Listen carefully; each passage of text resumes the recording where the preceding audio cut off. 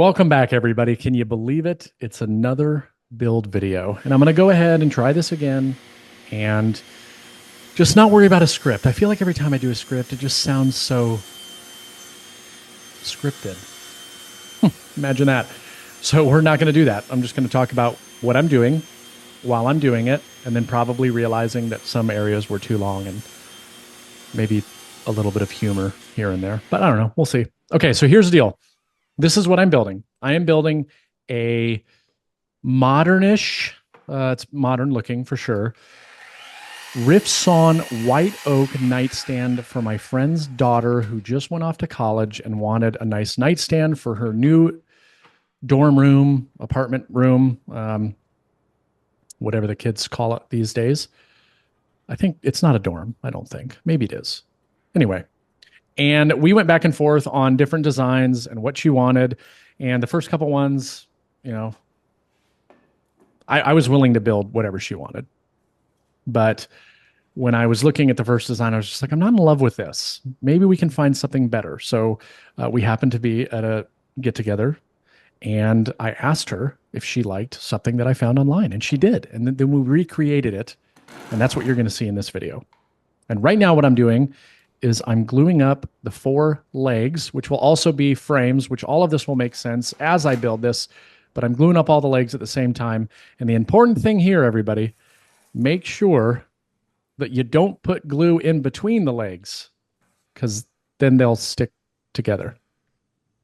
I feel like that's pretty obvious. Okay, next thing I'm doing is I'm gluing up one of 2 panels that ended up being completely worthless to me because I'm an idiot and I made them the wrong size, and you'll see that. And I'll be sure to remind you when that happens, because it happened twice. Luckily, I was able to use the material for other things, but whatever. All right, so go over to my joiner planer combo, get everything milled up, at least on one face and one edge. Then I was able to take it over to my table saw, cut it to the exact width that I wanted. And this is kind of how I like to do it. And then I go back over to the joiner planer combo and I run it through to get it to the final thickness that I need. And while we're watching me cut extremely slowly, my table saw, and I'm really just trying to drag this out till it gets back to the planer. I want to talk about the joiner planer combo for a second because I get so many questions from people on if I regret getting this tool and if I would do it again if space wasn't an issue. And I will tell you, if space wasn't an issue, I would obviously like to have 2 separate machines. However, I would probably keep this as a 16-inch jointer and then just have a separate planer. But no, I don't regret it. It's a great machine. It does what I need it to do. And it really, really is nice when you're on in a small shop like most of us are. I say small. My shop's 20 by 30, which I know is bigger than some people. But it's just a 3-car garage. So it's really nice to have that combination and the smaller footprint.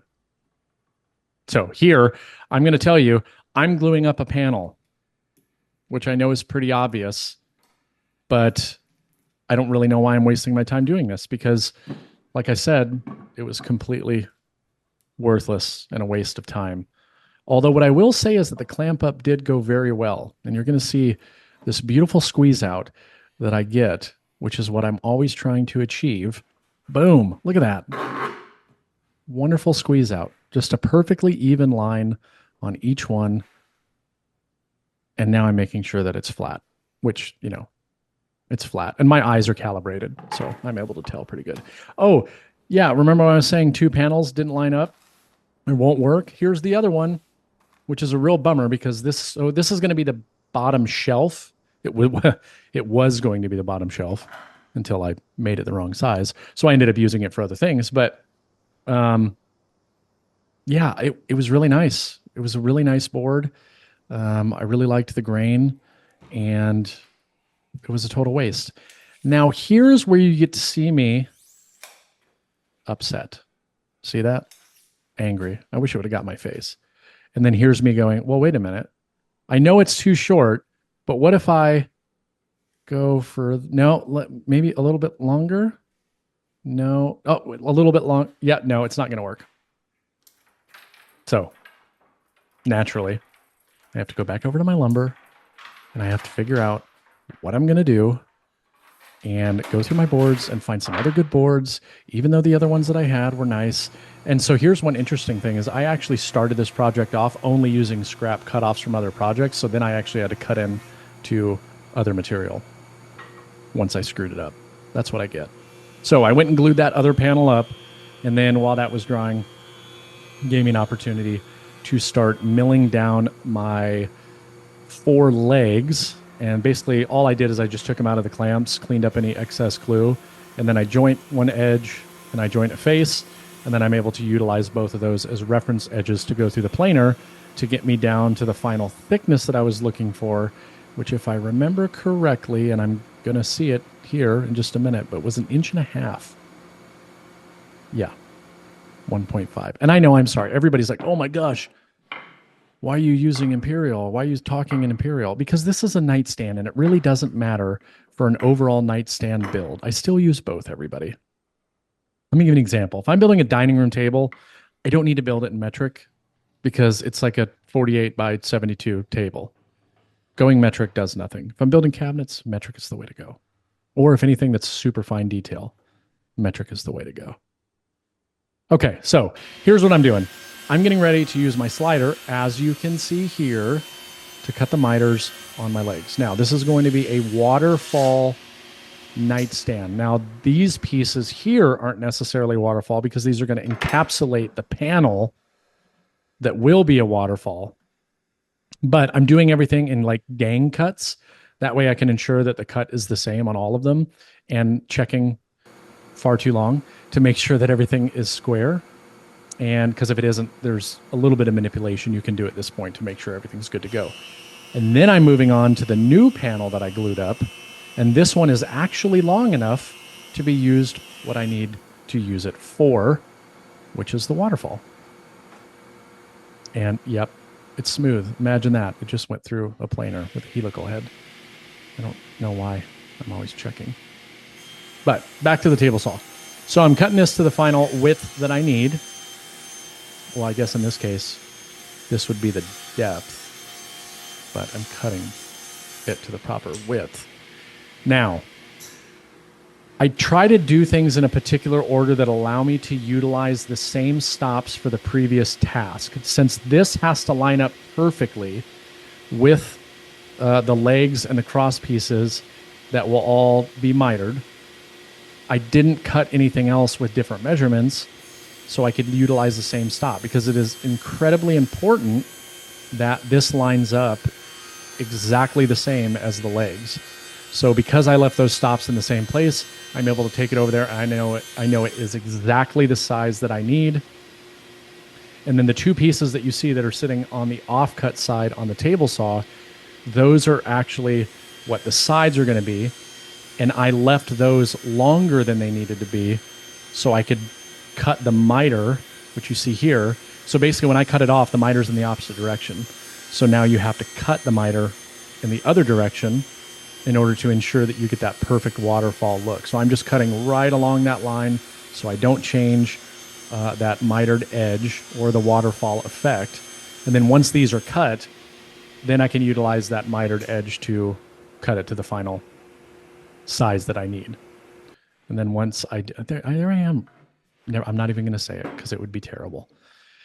Okay, so back to my assembly table, checking to make sure that everything lines up the way that it should, which it does, thankfully, because if I would have had to glue up a third panel for this, I think I would have been pretty upset. Yeah, I'd have been pretty upset. So now that I know everything's good, look, I always make everything oversized. That way I can trim it all down as I go, right? Because things happen. And that's what I was just doing on the legs. I already cut the miters. I left them long, cut everything else, make sure everything works out. Then I can cut them to length. The next step is to go ahead and get my top and sides. Again, there is no bottom for this, and this is all going to make sense in a minute, all assembled. And to do this, I used dominoes. Now, it doesn't really matter like where the dominoes land. Like you'll see that they're not spaced evenly. It doesn't make any difference, right? As long as each side ends up being the same. Do a little dry fit here. Everything came together absolutely perfectly on the very first try. And here I am again, spending entirely too much time making sure that everything is square. It's like if it wasn't square and I kept staring at it, maybe it would turn square. But luckily, everything came out good. So now we move on to the glue up. These glue ups, I don't know, they can go well, they can, be a struggle. One thing I would say is anybody that's doing this and they're not super comfortable with the domino, I think the best bet in a situation like this is to do one loose and one tight. I'm pretty comfortable with it, so I'm not super concerned with that. So I just go ahead and make everything tight. Everything lines up real good. And what I'm doing here is I cut these temporary pieces just to sit in there. And this is to avoid this drying and the two sides coming inward. Because as you tighten those clamps, it's going to push them. And it also open up the joints. So by just putting something in there as a brace, that's the exact width to keep everything square, that's all you saw me doing there. Like those are not staying in there. Once that was done and drying, I utilized the domino again to go ahead and put my frames together. And now this should start to make sense on how I'm going about building this. Why in the world would I bring out a laser measurer for an internal measurement on a woodworking project? Well, it's because it actually works really good to get an internal measurement, like crazy accurate. And I had it nearby, so that's what I did. Because it was vitally important to find out the exact sizing, because I'm using the shaper origin to do some mortise and tenons. So down at the bottom, there is going to be cross members, if that's the right word, that are going to span across to hold up the bottom shelf, which again, that'll make sense here in a little bit. But I wanted to use the shaper origin, which is very quickly becoming my absolute favorite tool. And I think it's absolutely incredible that a machine can do what it does and do it so easily. And that's why I use the laser measure, because I wanted to make sure that when I glued everything together, clamped it all up, it was absolutely perfect. Because right now it's not glued together. You saw me putting the dominoes in there and assembling everything. This is all just a dry fit. I get everything done. I dry fit all of it, make sure it all works. And as long as it works, then we're good to go. Here, I'm test fitting the mortises that the tenons will go into. Once everything is cut, then I can focus on getting everything glued up. And this wasn't a super complicated glue up because I do it in two sections. So this is the front and back piece that will be attached to my top. And again, this is all going to make more sense as I continue to build this nightstand. And of course, make sure you clean the glue. I like to just use a small little toothbrush. And then here I realized I was dumb because I didn't clean up the pencil marks, which made for an interesting cleanup with a small sanding block. But now can you see how this is all starting to come together? And then you'll also see those mortises, because there's going to be cross members that go from the front piece to the back piece. And that is what that bottom shelf is going to sit on, which I have something completely unnecessary for the bottom panel, which you guys will see and you'll be like, that was totally unnecessary. But I just told you it was, so it doesn't really matter. So here's what I'm trying to do. I'm just want to make sure that everything lines up perfectly. Flush, everything fits together. And in this case, it really did. This project was really, really going very, very smooth, with the exception of the two panels that I, of course, screwed up. So once I get everything together, I was able to get my precise measurement to go ahead and cut the pieces that will attach the front and back and be on the sides. Once I know everything's good to go, then I can proceed into getting all of the joinery laid out. So now to attach the front frame and the back frame to the top, I again used dominoes. And this just makes the alignment process so much better. Is it overkill to use this mini dominoes? Sure. Do you really need dominoes? Probably not, but obviously it helps with alignment and it helps with strength, but I don't really see a lot of people being super, super hard on a nightstand. So, do as you wish. And yes, I'm sure I'm going to get people that ask about this. Like, what is that vacuum clamping system? Well, that's the old Festool Vaxis, which has been discontinued for years, which I think is terrible because it's such an amazing tool. And if I didn't have it, I feel like I'd be pretty devastated. All right, so now we get to put the 7 million dominoes. Now, these pieces that you see me adding now, these are actually going to be what the undermount drawer slides attach to, because I wanted it to be flush in terms of the install. I would have just had to build it out anyways, so why not just put a couple of pieces of scrap Baltic birch in there. Mash this thing together. Everything lines up really good. Start to see that glue squeeze out. And yeah, again, smashing dominoes. So I just, while you guys are watching this, because this is pretty self-explanatory at this point, I want to share something. So one, if you're finding this video helpful, awesome. I'm glad. Some of you guys say you really like the build videos that I do, even though I don't do a lot of them. They're a lot of work. I actually edited this video with the intentions on putting it online with no voiceover. So this video does exist and is actually currently on my Patreon. And I haven't decided yet whether or not I want to start making this a regular thing. So I'm very curious, your thoughts. Share it down in the comments below. What are your thoughts on videos that don't have any voiceover? Do you like them? Me personally, I actually prefer videos that don't have a voiceover because I feel like I'm way more engaged in the video itself and I'm not super focused on what the person is saying. However, I do understand that sometimes being able to hear what it is that I'm doing can actually be beneficial. So that's why I released this here. And also, I really wanted to zoom in close so you could see how, even though people on the internet make it seem like everything is perfect, it never is. But it's pretty easy to fix.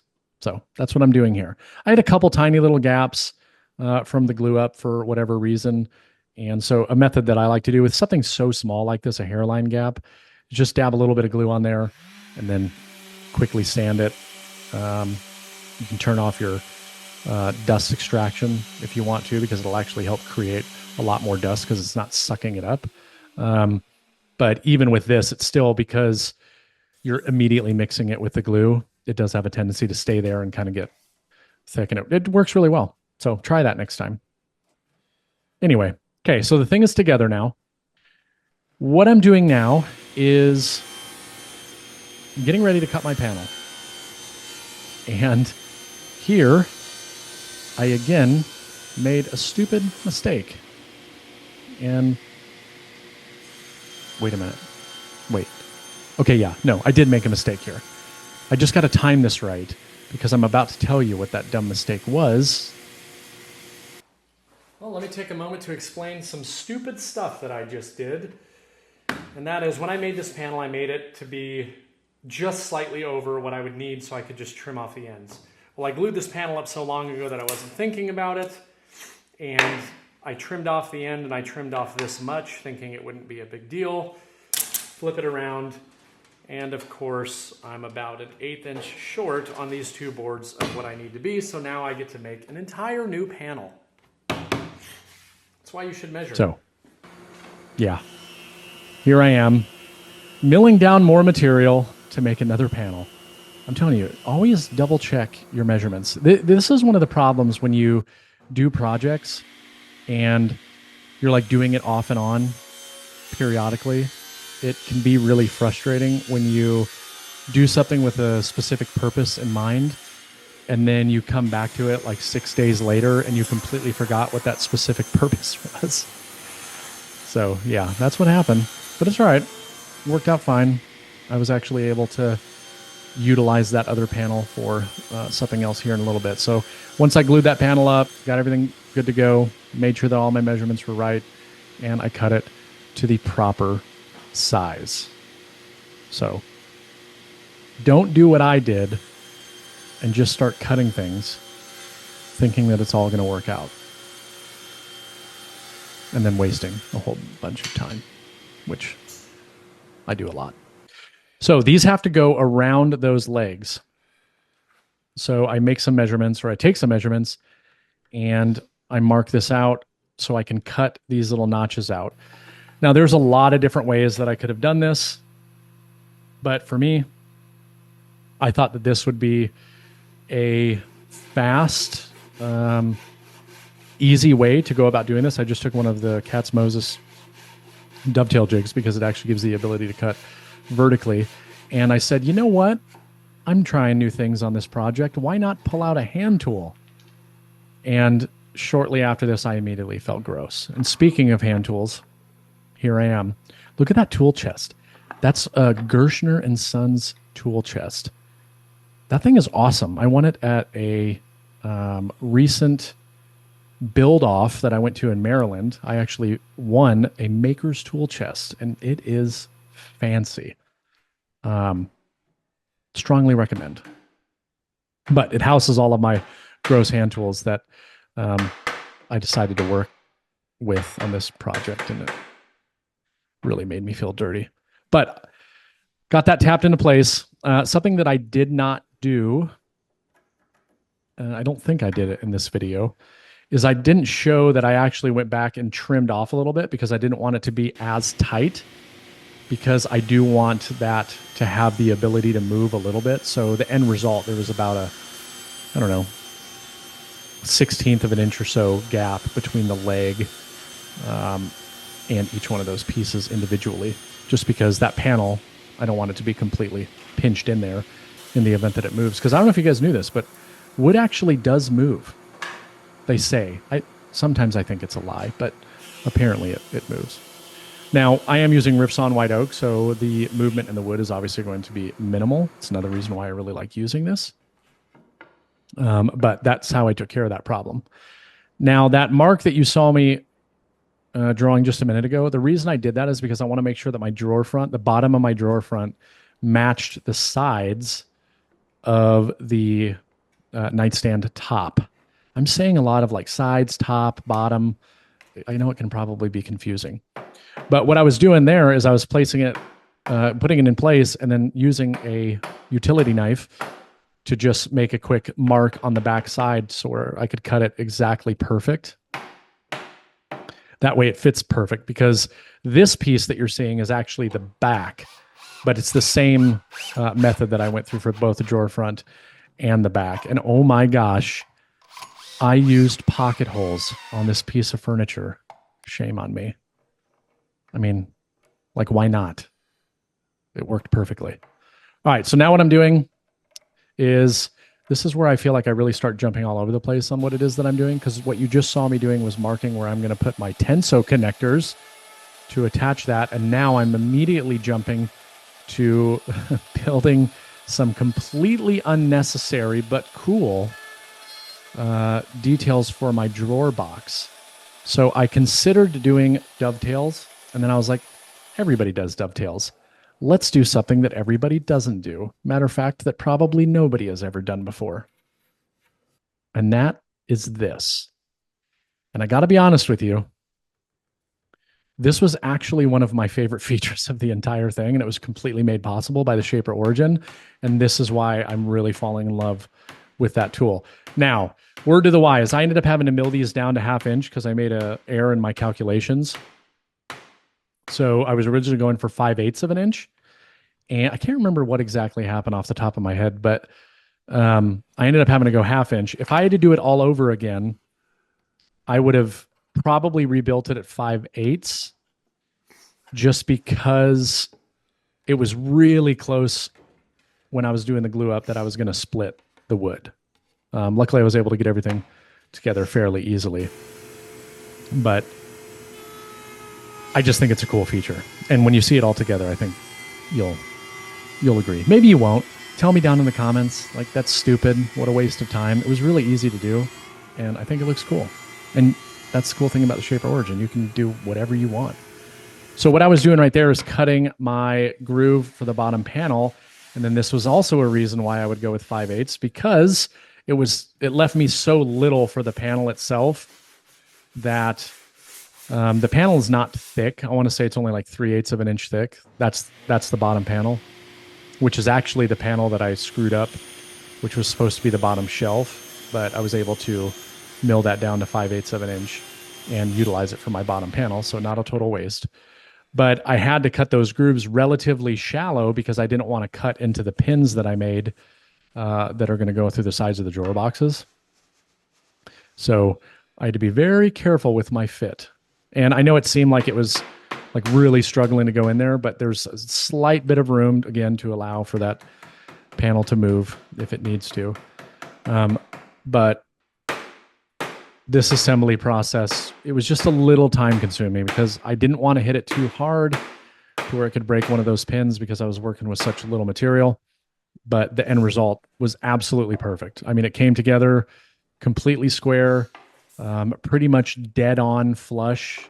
I barely had to sand anything out to make it exactly perfect. It was really cool. So obviously that was a dry fit, which was a nail biter.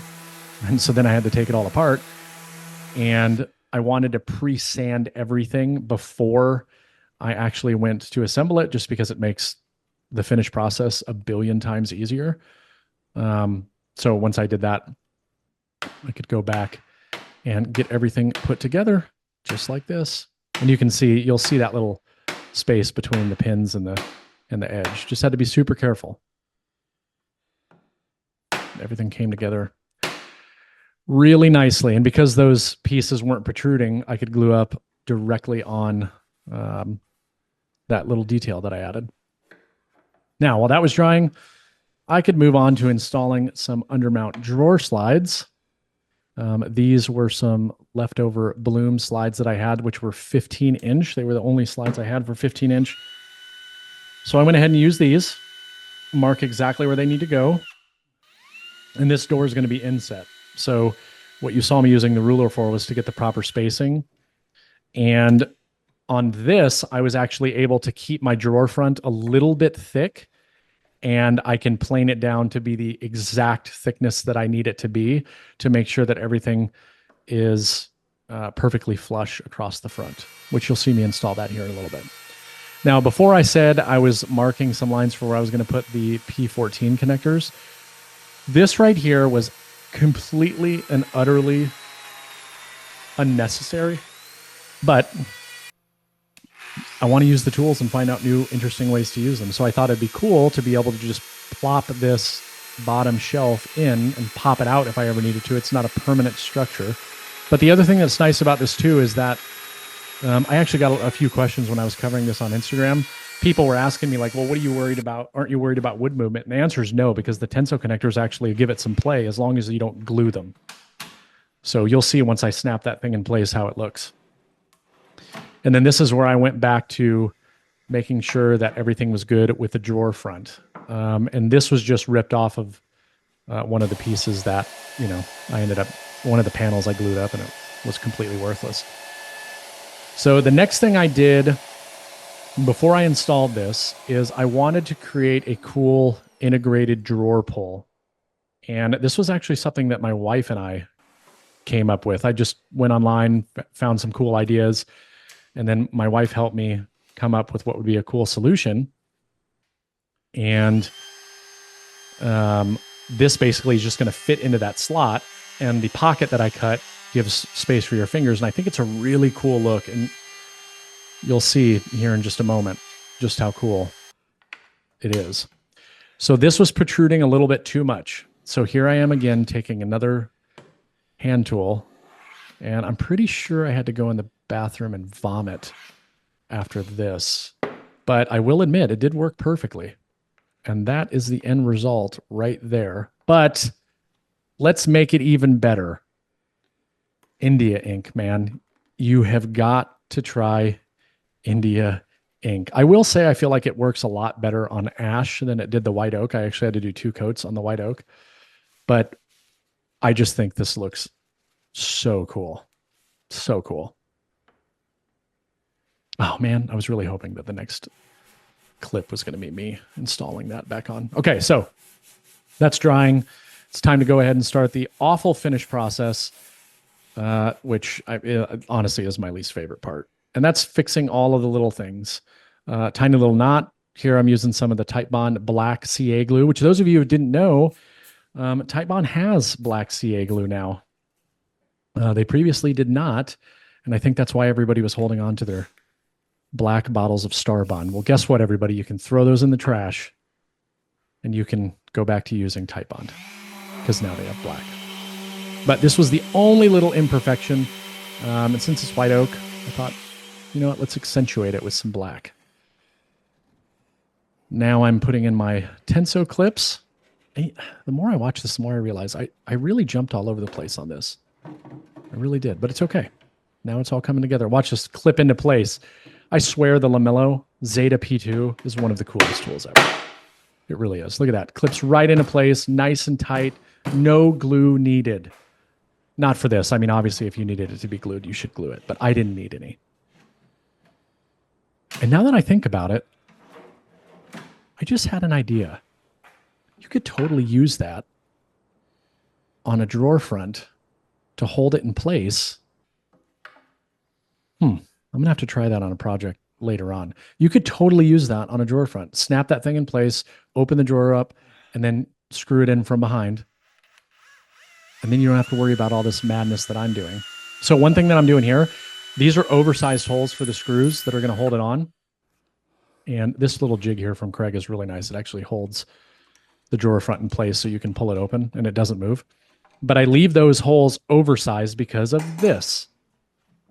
So it's going to close, but it's too tight at the top. And I had the clips all the way down on the undermount drawer slides, so you can't really move them.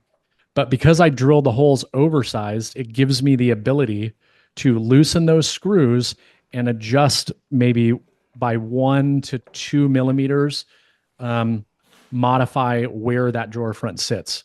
So I was able to make it come down just a little bit, and there I got the gap exactly the way I wanted it at the top. I mean, absolutely perfect. What I didn't love is it was sitting a little bit too far in on the sides, and that's one reason why I really like the Progressa slides from Salice, is because on the clips I can just adjust it forward like super fast. The clips, and that's just standard with all their clips, the clips that I was using for these Bloom weren't the ones that give you the option to do that. So because of that, I accounted for this when I installed the slides, and I used the slots that allow you to move the slides back and forth because I was able to dial it in absolutely perfect. So once I got that fitted, everything's good to go. Now it's time to disassemble everything so I could do the finish. And again, that's one of the benefits to using stuff like tenso connectors and other different fasteners and connectors, is that it makes that kind of, get everything ready, pull it all off real quick, and then everything's set. Once the finish is on, you can just put everything back. So the finish that I used on this is it's called Renner 718. And the reason that I use this is I was looking for a finish that would make white oak look like no finish was on it and just allow it to have that beautiful natural look that white oak has. And if you're looking for a finish that does that, here it is. I've got another one from Circa, which is the parent company to Gemini Coatings. I'm going to be doing a video on that soon where I can compare the two, but they have a very similar product. But this is a 2K product, and it is water-based, but the solvent, the catalyst is solvent-based. I actually have a video where I talk about this more if you guys want to find out more about it. But again, it's Renner 718. You won't find it at a local store, but you can order it online. That's where I get mine. Then I use my favorite spray system in the entire world, the Graco, to spray everything. And that already has one coat of finish on it. And look how natural it looks. It's incredible stuff. So do a quick sanding, get another coat on. Once I had my second coat on, everything was good to go. The last thing that I'm doing here, well, it's not the last thing. I am adding one more thing after this, but I'm adding some recessed leg levelers. And I have a very old video showing how I go about doing this, but you can just watch this video and yeah, pretty much get the gist of it. But these are great. Even when they're not needed, it's really nice because you never know, like if you're building stuff for clients, you never know like what the floor situation is, where they're going to be installing it. So you can do these and recess them completely, or just keep it to where just the pad sticks out a little bit. Like right here, the pad is still just sticking out a little bit. But for the finished result, they're all perfectly flush. So now it's ready to get everything reassembled. We're almost at the home stretch. This bad boy just clips back into place. See how it went in quite a bit easier there? It's just because I have a little gap all the way around. Get my drawer box installed. Make sure that everything lines up really good, that I don't need to make any adjustments again, which I shouldn't. And then I'm going to take the drawer box out because I have one last thing to add to this. And this is the first time I've ever done this in a project. Medallion maker branding. I'll put a link down in the video description if you guys want to potentially get some of these made for your own business or yourself. But it's basically these really cool brass medallions that are my logo. To be fair, it was my old logo, but I just never had an opportunity to use them. But you have a little SVG file, you cut it out, add in some CA glue, and whack this thing into place. Now, I will say one thing, because my logo is a little, it's not a perfect size, it was very dependent on the direction. And since I actually did this upside down, I had a tiny little gap because when I flipped it around, it fit absolutely perfectly. So it was something with the machining and the vector file, but I mean, you can't tell. But that's it. That is the finished nightstand. Look at that black handle. This was a fun project. Hopefully you enjoyed watching.